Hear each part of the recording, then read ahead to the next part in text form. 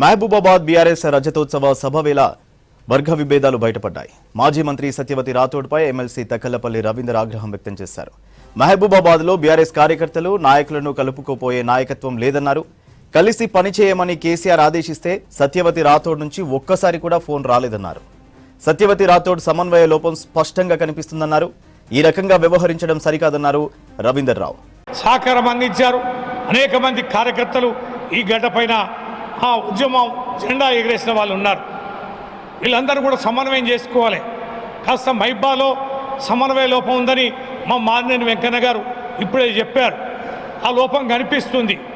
ఈ జిల్లా ప్రధాన వైఫల్యానికి కారణం కాస్త ఐక్యతా లోపం అనేది జరగడమే.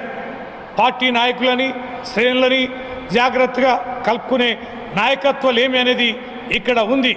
ఎవరికి వారు యమునా తీరని పోవడం సరైనది కాదు. అధిష్టానం ఆదేశానుసారం అనుసరించాలి. ఇక్కడ సమన్వయం చేయమని మాజీ మంత్రి సత్యవతి గారికి ఆదేశించారు. కానీ వారి సమన్వయ లోపం కూడా ఇక్కడ చాలా స్పష్టంగా కనిపిస్తుంది. పెద్దవారు సీనియరు వారే ఈ రకంగా వ్యవహరించడం అనేది సరైనది కాదు. ఎంతో నమ్మకంతో అధిష్టానం వారికి బాధ్యత అప్పచెప్తే ఆ బాధ్యతని సమన్వయంతో ఎంతో చెప్పాల్సిన అవసరం ఉంది.